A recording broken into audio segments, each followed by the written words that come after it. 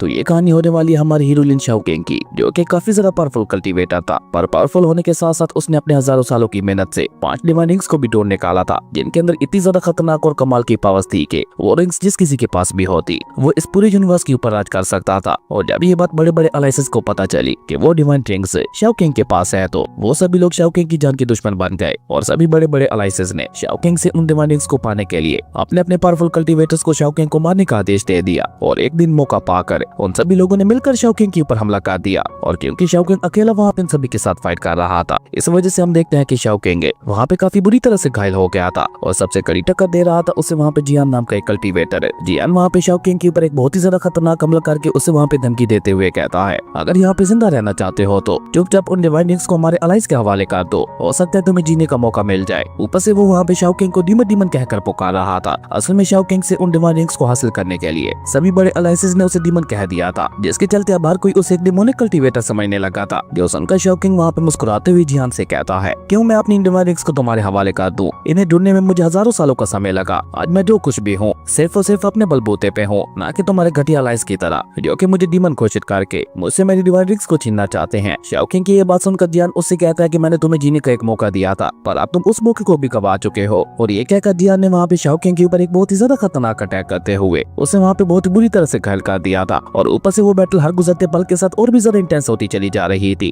जिसके चलते वहाँ पे एक समय ऐसा भी आता है जहाँ शाओकेंग अपनी मौत के काफी ज्यादा करीब पहुंच चुका था। लेकिन तभी अचानक से वो वहाँ पे अपनी डिवाइन रिंग्स का इस्तेमाल करके ऊपर हवा में उठते हुए जियान और बाकी सभी से कहता है, तुम सभी लोगों ने मेरे खिलाफ प्लान बनाकर बिल्कुल भी अच्छा नहीं किया, इसलिए अब मैं दोबारा वापस पास्ट में जा रहा हूँ और अब की बार मैं अपनी पूरी तैयारी के साथ वापस लौटूंगा। अगली बार जब हमारा आमना सामना होगा, यकीन मानो उस दिन तुम्हें बहुत ज्यादा पछतावा होगा। और ये कहकर लिन शाओकेंग ने वहाँ पे अपनी पांचों की पांचों डिवाइन रिंग्स को समन कर लिया था। और सिर्फ समन ही नहीं किया था, बल्कि उसी के साथ साथ उनकी पावर को एक्टिवेट करना भी शुरू कर दिया था। और जैसे ही वो एक साथ वहाँ पे पांचों रिंग्स को एक्टिवेट करता है, तो शाओकेंग के ऊपर एक बहुत बड़ा टाइम फॉर्मेशन एरिया बन गया था, जो देखकर जियान आगे बढ़कर उसे वहाँ पे रोकने की कोशिश करते हुए कहता है, नहीं तुम ऐसा नहीं कर सकते। लेकिन तब तक बहुत ज्यादा देर हो चुकी थी, क्योंकि हम देखते हैं कि वहाँ पे टाइम रिवर्स होना शुरू हो चुका था। देखते ही देखते वहाँ पे एक बहुत बड़े टाइम ब्लास्ट के साथ शाओकेंग 1000 साल पीछे आते हुए दोबारा से रिबॉर्न हो चुका था। और इस बार वो जियान के छोटे भाई के रूप में रिबॉर्न हुआ था। जहाँ जैसे शाओकेंग अपनी आंखें खोलकर देखता है, तो वो वहाँ पे हैरान होते हुए खुद से ही कहता है कि यकीन नहीं हो रहा कि मैं रिबॉर्न होकर अपने दुश्मन का ही छोटा भाई बन गया हूँ। अब आएगा असली मजा। दोस्तों अब ये सब कैसे और क्यों हुआ, ये सब हमें आगे डिटेल में जानने को मिलेगा। खैर अपनी इस न्यू लाइफ को देखकर शाओकेंग वहाँ पे ज्यादा हैरान नहीं होता, उसे चिंता थी अपनी बाकी की 4 डिवाइन रिंग्स की, जिनके बारे में सोचकर शाओकेंग कहता है कि उन्हें ढूंढने की जर्नी मेरी बहुत ज्यादा लंबी होने वाली है। चलो एक रिंग तो ऑलरेडी मेरे पास है, पर बाकी की 4 रिंग्स कहाँ है, मुझे अभी के लिए उनके बारे में कुछ भी नहीं पता। ऊपर से 1000 सालों में से 10 साल का समय ऑलरेडी गुजर चुका है, यानी कि अब मेरे पास टोटल 990 साल का समय ही बाकी बचा है। और अभी शाओकेंग वहाँ पे लेटे हुए ये सब सोच ही रहा था कि तभी वहाँ पे बाउजी नाम के एक पंछी उड़ते हुए आकर शाओकेंग को इन्फॉर्म करते हुए बताता है,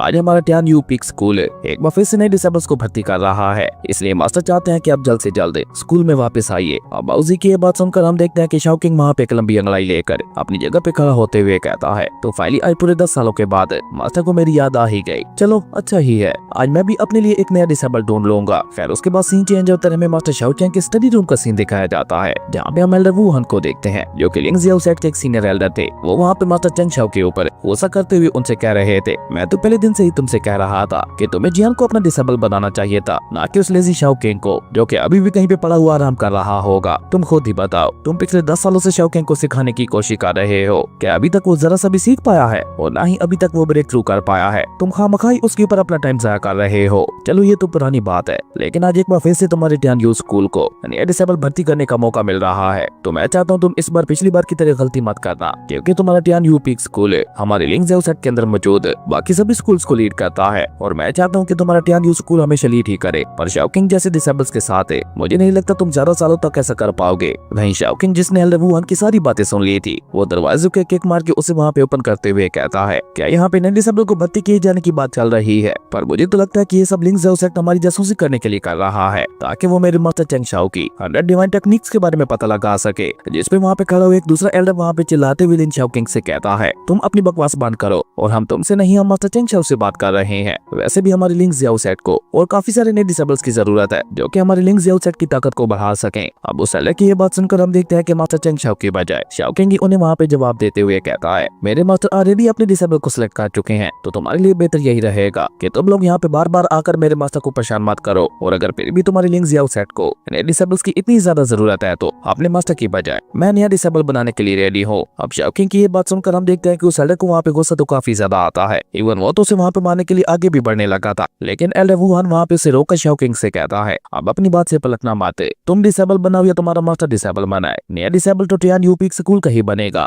इसलिए हमें तुम्हारी ये शर्त मंजूर है। अब हम लोगों को बहुत सारी तैयारियां करनी है तो हम लोग चलते हैं यहाँ से। और उनके जाते ही शाओकिंग भी वहाँ पे मास्टर चेंग शाओ से कहता है मास्टर आप चिंता मत कीजिए, मैं अभी वहाँ पे जाकर हमारे टियान यूपीक स्कूल के लिए नया डिसेबल तलाश करके आता हूँ। और ये कहकर जैसे शाओकिंग वहाँ से जाने लगता है तो मास्टर चेंग शाओ उसे वहाँ पे आवाज देकर रोकते हुए उससे कहते हैं तुम मेरे पिछले 10 सालों से डिसेबल हो और अपने बड़े भाई जियान से अलग रहते हुए आ रहे हो, जो कि टैलेंट के मुकाबले में तुमसे काफी ज्यादा ऊपर है, पर उसके बावजूद भी मैंने तुम्हें इस बात के लिए कभी भी परेशान होते हुए नहीं देखा। और सच कहूँ तो मैं खुद भी पिछले 10 सालों से तुम्हारे बारे में जानने की कोशिश कर रहा हूँ, लेकिन अभी तक भी तुम्हारे बारे में कुछ नहीं जान पाया। इवन बाउजी भी वहाँ पे उड़ते हुए शाओकिंग से कहने लगा था हाँ बताओ कौन हो तुम, जिस पे शाओकिंग वहाँ पे मास्टर चेंग शाओ को ग्रीट करके मुस्कुराते हुए उनसे कहता है मास्टर मैं और कुछ भी नहीं, बस आपका डिसेबल हूँ और बस यही बात मायने रखती है। खैर उसके बाद सीन चेंज होता है, लिंक जियाओ सेट के बैटल अरीना का सीन दिखाया जाता है जहाँ पे डिसेबल को भर्ती करने की सेरेमनी हो रही थी। तभी वहाँ पे एक डिसेबल आकर अनाउंसमेंट करते हुए सभी कंटेस्टेंट से कहता है कि आप में से जिस किसी ने भी हमारे कोर डिसेबल शाओकिंग के 3 हमलों को झेल लिया वो हमारे लिंक जियाओ सेट को बिना किसी परेशानी के ज्वाइन कर सकता है। अब ये अनाउंसमेंट सुनकर हम देखते हैं कि वहाँ पे खट्टा खट्टा कॉन्फिडेंस से भरा हुआ कंटेस्टेंट आगे आते हुए कहता है इस चूजे की 3 तो क्या मैं तो 10 हमले झेलने के लिए भी रेडी हूँ। पर इससे आगे बेचारा वो कंटेस्टेंट वहाँ पे कुछ भी कह पाता। शाओकिंग वहाँ पे उसकी तरफ एक केले का छिलका थ्रो कर देता है जो जाकर बेचारे उस कंटेस्टेंट को इतना ज्यादा जोर का लगता है कि वो उड़ता हुआ सीधा बैटल अरीना से बाहर जा गिरा था। अगले राउंड के लिए एक डिसेबल वहाँ पे बहुत ही बहादुर के साथ अपनी सोर लेकर बैटल अरीना के अंदर उतरता है, पर उसे शाओकिंग वहाँ पे अपना आधा खाया हुआ सेब दे मारता है, जिसके चलते बेचारा वो डिसेबल भी वहाँ पे बिल्कुल पहले वाले की तरह बैटल अरीना के बाहर जा गिरा था। जो देखकर एल्डर वुहान वहाँ पे चिल्लाते हुए गुस्से से उन सभी से कहते हैं तुम सभी यहाँ पे खड़े खड़े मेरे मुंह क्या देख रहे हो, एक साथ आगे बढ़ो। अब एल्डर वुहान की ये बात सुनकर हम देखते हैं कि वहाँ पे 4 डिसेबल्स एक साथ उसके ऊपर हमला करने के लिए आगे बढ़ते हैं, पर उनका मुकाबला करने के लिए शाओकिंग ने वहाँ पे 4 अंगूर उनकी तरफ थ्रो कर दिए थे, जो कि जैसे जाकर उन डिसेबल्स को लगते हैं तो वो चारों भी वहाँ पे नॉकआउट हो चुके थे। जो देखकर एल्डर वुहान वहाँ पे सरप्राइज होते हुए अपने मन में कहता है इस शाओकिंग को अभी मास्टर चेंग शाओ का डिसेबल बने हुए सिर्फ 10 साल का समय ही गुजरा है, पर ये ऑलरेडी मास्टर चेंग शाओ की कार सप्रेशन टेक्निक को मास्टर कर चुका है और ऊपर से 100 मूविंग टेक्निक को भी जानता है। असल में शाओकिंग वहाँ पे अपनी मूविंग टेक्निक का इस्तेमाल करते हुए बेचारे उन सभी डिसेबल्स की पिटाई करने लगा था। जो देखकर एल्डर वुहान पहले से भी ज्यादा सरप्राइज होते हुए कहता है जितना ज्यादा मैंने सोचा था ये शाओकिंग उतना ज्यादा बेकार भी नहीं निकला, और ऊपर से हमें यहाँ पे इसके जरिए टियान यूपीक स्कूल की ट्रू पावर भी देखने को मिल पा रही है, जो कि मेरी सोच से भी ज्यादा लीप और खतरनाक लग रही है। तभी शाओकिंग ऊपर से खड़ा होकर वहाँ पे चिल्लाते हुए एल्डर वुहान से कहता है एल्डर वुहान आप ये कैसे बेकार से कंटेस्टेंट को उठाकर अपने साथ ले आए हो, इनमें से तो कोई मेरे एक अटैक तक को भी नहीं चल सका। असल में आज शाओकिंग ने अकेले ही वहाँ पे 100 से ज्यादा डिसेबल्स का मुकाबला कर लिया था, पर फिर भी उसे वहाँ पे कोई भी डिसेबल पसंद नहीं आया था। इसलिए एल्डर वुहान वहाँ पे शाओकिंग को तसल्ली देते हुए कहता है कि तुम चिंता मत करो, कल मैं 200 से भी ज्यादा कंटेस्टेंट्स को लेकर अपने साथ आऊंगा, और जब तक तुम्हें यहाँ पे अपने काम का डिसेबल नहीं मिल जाता मैं इस डिसेबल सेरेमनी को खत्म नहीं करने वाला। लेकिन अभी एल्डर वुहान वहाँ पे ये सब कह ही रहा था कि तभी हम देखते हैं कि एक सोर उड़ते हुए आकर सीधा वहाँ पे बैटल अरीना के अंदर गिरती है, और उसी के साथ वहाँ पे एक लड़की की आवाज गूंजती है जो कि वहाँ पे एल्डर वुहान से कह रही थी एल्डर वुहान अब मुझे तो भूल ही गए थे, अभी मैं ट्रायल देने के लिए बाकी हूँ। और ये कहकर वो लड़की जिसका नाम जाओजी था वो वहाँ पे बहुत ही कूल तरीके के साथ जंप करते हुए आकर अपनी सोर के ऊपर ही खड़ी हो गई थी। अब जाओजी को वहाँ पे आते हुए देखकर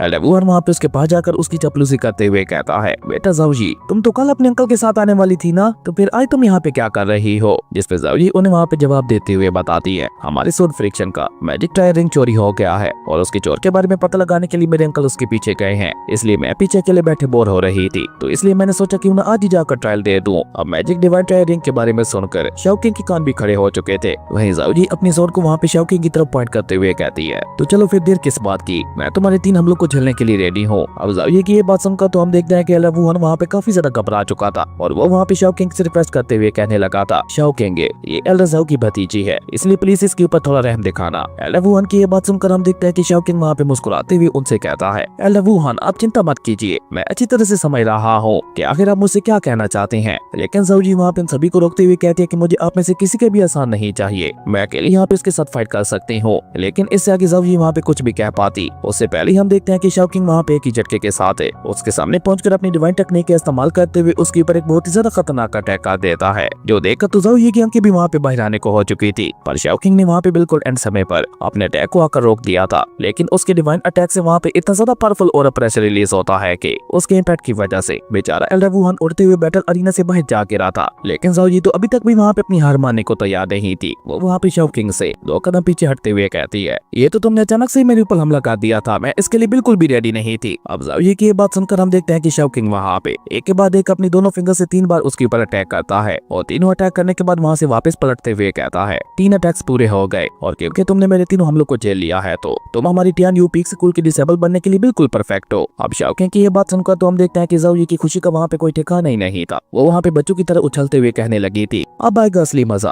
अब तो मैं बहुत जल्द सीनियर ब्रदर जियान को भी पीछे छोड़ दूंगी। और ये कहकर वो वहाँ पे शाओकिंग के पीछे निकल जाती है, जहाँ पे शाओकिंग उसे लेकर अपने टियानयू पीक स्कूल के इंट्रेंस गेट पे आ गया था। असल में शाओकिंग ने सिर्फ उस डिवाइन रिंग को पाने के लिए उसे अपना डिसेबल बनाया था, वरना तो उसे ज़ाओ के अंदर कोई भी इंटरेस्ट नहीं था। जबकि ज़ाओ तो वहाँ पे आकर बहुत ही ज्यादा एक्साइटेड दिखाई दे रही थी। वो अपने आसपास की जगह को गौर से देखते हुए शाओकिंग से कहती है, ब्रदर टियानयू पीक को ज्वाइन करने के बाद क्या मैं सीनियर जियान से भी मिल पाऊंगी? लेकिन ये कहते कहते बेचारी ज़ाओ वहाँ पे अपने सामने लगे हुए हिडन प्रोटेक्टिव बैरियर के साथ जा टकराती है और जब वो वहाँ पे सामने की तरफ देखती है तो शाओकिंग वहाँ से गायब हो चुका था। जो देखा ज़ाओ वहाँ पे जोर से शाओकिंग का नाम पुकारने लगी थी, जबकि शाओकिंग तो उस डिवाइन रिंग के चोर का पीछा करते हुए माउंटेन्स के बीच उनके हाइड आउट पे पहुंच चुका था, जहाँ पे आते साथ ही शाओकिंग ने तबाही मचाते हुए उन सभी को बहुत ही बुरी तरह से पीटना शुरू कर दिया था। जो देखकर बेचारा एक कल्टीवेटर उसे वहाँ पे रोकते हुए कहता है कि आखिर तुम चाहते क्या हो, आखिर तुम यहाँ पे मैं इतनी बुरी तरह से क्यों मार रहे हो, हमने तुम्हारा क्या बिगाड़ा है? जिसपे शाओकिंग कोल्ड टून में उससे सीधा सवाल करते हुए पूछता है, ब्लड स्वॉर्ड फिक्शन से जो तुम लोगों ने डिवाइन रिंग चुराई थी वो कहाँ है? शाओकिंग की ये बात सुनकर हम देखते हैं कि वो चोर वहाँ पे चौंकते हुए कहता है, डिवाइन रिंग,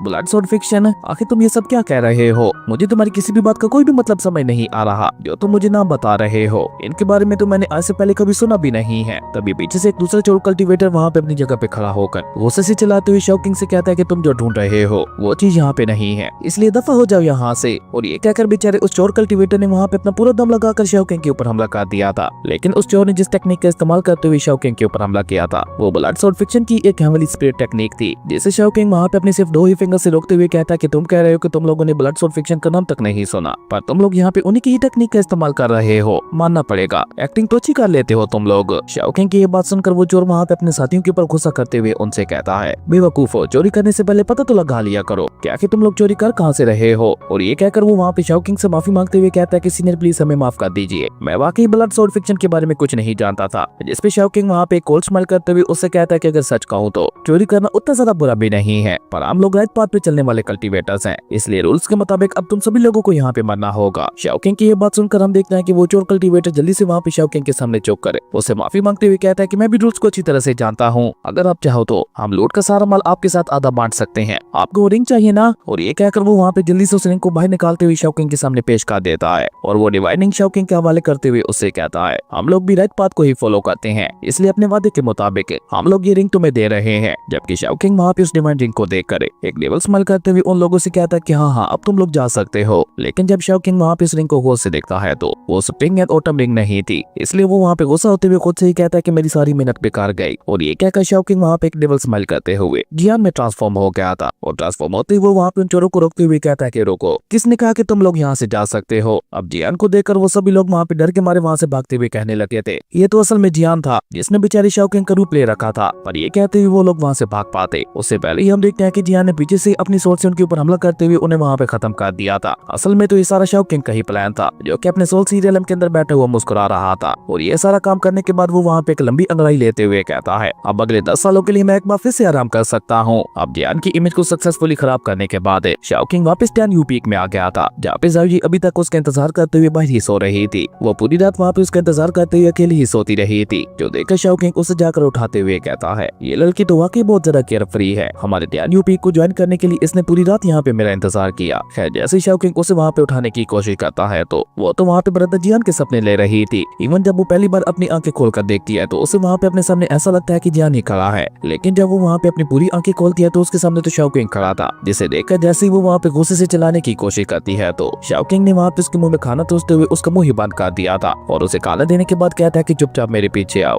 जिसपे ज़ाओ भी वहाँ पे एक्साइटेड होते हुए कहती है, अगर मैंने ये खाना खत्म कर दिया तो तुम्हें मुझे ब्रदर जियान से मिलवाना होगा। लेकिन शाओकिंग वहाँ पे उसकी बातों को कोई भी जवाब ना देते हुए चुपचाप वहाँ से आगे बढ़ गया था। जो देखकर ज़ाओ वहाँ पे उसके पीछे जाते हुए उससे कहती है, शाओकिंग क्या तुम मुझे 10 साल पहले हुई ब्रदर जियान और डीमन क्लैन की जंग के बारे में बता सकते हो? मुझे अच्छी तरह से याद है, तुमने भी टियानयू पीक स्कूल को आज से 10 साल पहले ही ज्वाइन किया था, तो तुम्हें उस बैटल के बारे में काफी सारे सीक्रेट्स पता होंगे। ज़ाओ की ये बात सुनकर हम देखते हैं कि शाओकिंग वहाँ पे मुस्कुराते हुए उससे कहता है कि तुम तो मुझे काफी अच्छी तरह से जानती हो, जिसपे जावी उसे वहाँ पे बहुत ही एटीट्यूड के साथ जवाब देते हुए कहती है, वो तो बस ब्रदर जान पिछले 10 सालों से रिकवर कर रहे हैं, अदरवाइज मैं तुम्हें यहाँ पे इस तरह से परेशान नहीं कर रही होती, बल्कि मैं ब्रदर जान के पीछे होती। जावी की ये बात सुनकर हम देखते हैं कि शाओकिंग उससे कहता है कि हाँ मैं समझ गया, तुम क्या कहना चाहती हो, चलो ठीक है मैं तुम्हें उस बैटल के बारे में बता ही देता हूँ। और ये कहते हुए शाओकिंग जावी को लेकर एक जोजियान नाम के रेस्टोरेंट के अंदर चला गया था, जहाँ पे वो उसे खाना खिलाने के साथ साथ ब्रदर जान की जर्नी के बारे में भी बता रहा था, जहाँ पे जावी स्टोरी सुनने के साथ साथ बुकड़ों की तरह खाना भी खाई जा रही थी और साथ साथ वहाँ पे जितना ज्यादा हो सके ब्रदर जान की तारीफें भी कर रही थी। लेकिन जब वो वहाँ पे अपने सामने बैठे हुए शाओकिंग की तरफ देखती है तो वो तो वहाँ पे आराम से बैठा हुआ किसी गहरी सोच में डूबा हुआ था, जो देखकर जावी उसे सवाल करते हुए पूछती है, शाओकिंग आखिर तुम खाना क्यों नहीं खा रहे हो? जिसपे शाओकिंग उसे वहाँ पे बहुत ही आराम से जवाब देते हुए बताता है कि क्योंकि मेरे पास पैसे नहीं है इसलिए मैं खाना नहीं खा रहा। शाओकिंग की ये बात सुनकर तो हम देखते हैं कि बेचारी जावी को वहाँ पे एक बहुत बड़ा झटका लगता है। वो गुस्से से अपनी जगह से खड़ी होकर वहाँ पे चिल्लाते हुए जावी से कहती है कि अगर तुम्हारे पास पैसे ही नहीं थे तो मुझे यहाँ पे खाना खिलाने के लिए क्यों लेकर आए, और ये तो सोचना भी मत के खाने का बिल मैं दूंगी। लेकिन तभी वहाँ पे फेंग जाओ नाम की एक लड़की आते हुए उनसे कहती है, झगड़ा मत करो, आज तुम में से यहाँ पे किसी को भी बिल देने की कोई भी जरूरत नहीं है। फेंग जाओ की ये बात सुनकर हम देखते हैं कि शाओकिंग वहाँ पे मुस्कुराते हुए उससे कहता है, क्यों आज आखिर ऐसा क्या हो गया? आज से पहले तो शॉपकीपर फेंग जाओ कभी भी इतनी ज्यादा मेहरबान नहीं हुई। जिसपे फेंग जाओ वहाँ पे अपनी वाइन की गिलास को खत्म करते हुए उन्हें बताती है कि आज से हमारे जोजियान टावर को ऑफिशियली वन फैमिली ने खरीद लिया है, इसलिए आज आप यहाँ पे कुछ भी खा सकते हैं, वो भी बिना बिल पे किए। अब मैनेजर फेंग जाओ की ये बात सुनकर जावी उससे सवाल करते हुए पूछती है कि आखिर तुम अपने जोजियान टावर को वन फैमिली को क्यों बेच रही हो? जिसपे फेंग जाओ उसे वहाँ पे जवाब देते हुए बताती है, क्या तुम नहीं जानते कि वन फैमिली कितनी ज्यादा स्ट्रॉन्ग है? इवन लिंक ज़ाओसेट के पीछे भी कोई और नहीं बल्कि वन फैमिली ही है, जो कि हमेशा उसे सपोर्ट करती है। तो भला ऐसी स्ट्रॉन्ग फैमिली को हम कैसे मना कर सकते थे? ये सुनकर जावी वहाँ पे चिल्लाते हुए गुस्से से कहते हैं कि आखिर वो लोग जबरदस्ती ऐसा कैसे कर सकते हैं? तभी शाओकिंग वहाँ पे अपनी स्पिरिचुअल पावर का इस्तेमाल करके फेंग जाओ के हाथ में पकड़ा हुआ वाइन का गिलास अपनी तरफ लाते हुए उससे कहता है, क्या हम लोग अकेले में कुछ बात कर सकते हैं? हो सकता है तुम्हें अपना ये जोजियान टावर भी ना बेचना पड़े और वन फैमिली से तुम्हें फायदा भी हो जाए। लेकिन अभी शाओकिंग वहाँ पे ये सब कह ही रहा था कि तभी अचानक से जोजियान टावर का गेट एक ही झटके के साथ ओपन होता है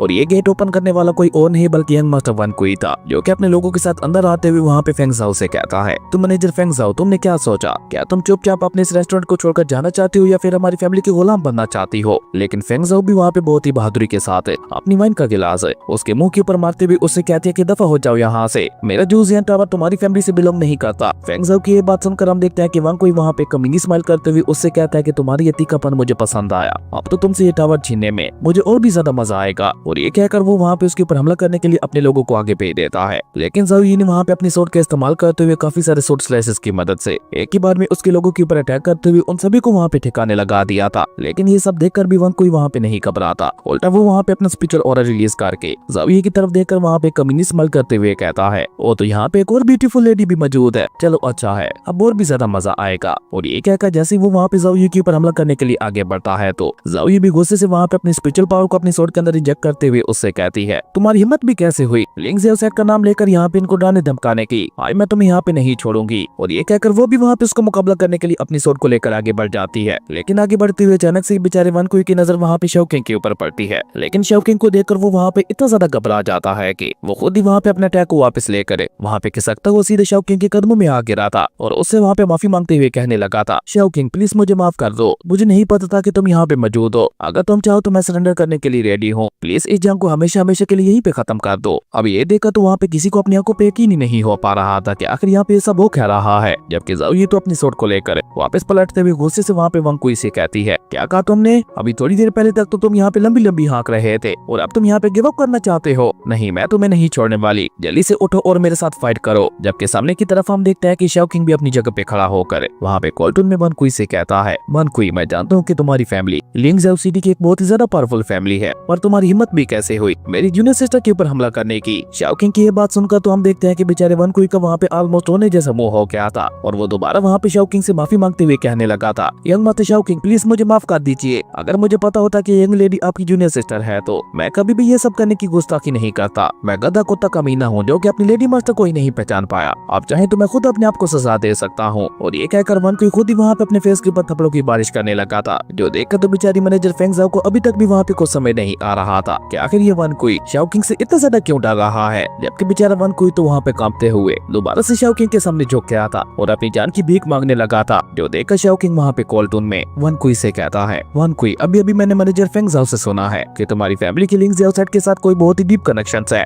शाओकिंग की ये बात सुनकर हम देखते हैं कि वन कुई वहाँ पे घबराकर उसे जवाब देते हुए कहता है, नहीं नहीं यंग मास्टर, ऐसा तो कुछ भी नहीं है, आप मुझे गलत समझ रहे हैं। और ये कहकर वन कुई वहाँ पे बहुत ही चालाकी के साथ जोजियान टावर के पेपर्स बाहर निकालकर वहाँ पे शाओकिंग के हवाले करते हुए उससे कहता है, यंग मास्टर शाओकिंग, मैं तो बस आइलैंड के पेपर्स को मैनेजर जाओ के हवाले करने आया था। जिसपे शाओकिंग भी वहाँ पे उन पेपर्स को लेते हुए उससे कहता है, वो तो ऐसी बात है, पर पता नहीं मुझे ऐसा क्यों लग रहा है कि तुम्हारी वफादारी धीरे धीरे कम होती जा रही है। और ये कहकर शाओकिंग वहाँ पे अपनी डिवाइन एनर्जी को अपने पाम के अंदर समन करने लगा था, जो देखकर वन कुई भी वहाँ पे समझ चुका था कि अब चाहे कुछ भी हो जाए लेकिन वो नहीं बचने वाला। इसलिए बेचारा वो वहाँ पे जल्दी से भागने की भी कोशिश करता है, लेकिन तब तक वहाँ पे काफी ज्यादा देर हो चुकी थी, क्योंकि शाओकिंग ने वहाँ पे अपनी डिवाइन पाम टेक्निक का इस्तेमाल करते हुए पीछे से ही बेचारे वन कुई के ऊपर एक बहुत ज्यादा खतरनाक हमला कर दिया था, जो कि जैसे ही जाकर वन कुई के साथ टकराता है तो वहाँ पे काफी बड़ा एनर्जी ब्लास्ट हो गया था, जिसके इम्पैक्ट की वजह से बेचारा वन कुई उड़ता हुआ सीधा वहाँ पे जोजियान टावर से बाहर जा गिरा था और वहीं पे गिरते ही उसका खेल खत्म हो चुका था। जिसे ठिकाने लगाने के बाद शाओकिंग की नजर वहाँ पे पड़े हुए उसके लोगों के ऊपर पड़ती है, जिन्हें देखकर शाओकिंग वहाँ पे एक डेविल स्माइल करते हुए अपने डिवाइन स्पिरिचुअल ऑरा को रिलीज करने लगा था। और जैसे जैसे शाओकिंग वहाँ पे अपने डिवाइन स्पिरिचुअल ऑरा को रिलीज कर रहा था, वैसे वैसे हम देखते हैं कि उसकी आंखों का कलर चेंज होना शुरू हो गया था। तभी उसके सोल सीरियलम के अंदर मौजूद जियान उसे रोकने की कोशिश करते हुए कहता है कि नहीं रुको, तुम ऐसा नहीं कर सकते, थोड़ा तो उनके ऊपर रहम दिखाओ। जिसपे शाओकिंग कोल्ड में उसे जवाब देते हुए कहता है कि रहम अब बहुत हो गया, अब बारी है डायरेक्ट पनिशमेंट देने की। और ये कहकर शाओकिंग वहाँ पे अपने हाथों को कस के आगे बढ़ते हुए कोल्ड में वहाँ पे उन सभी लोगों से कहता है, तुम राइट पाथ वालों को क्या लगता है, अगर तुम्हारे पास पैसे हैं तो तुम लोग कुछ भी कर सकते हो, लेकिन आज के बाद से ऐसा कुछ भी नहीं होगा।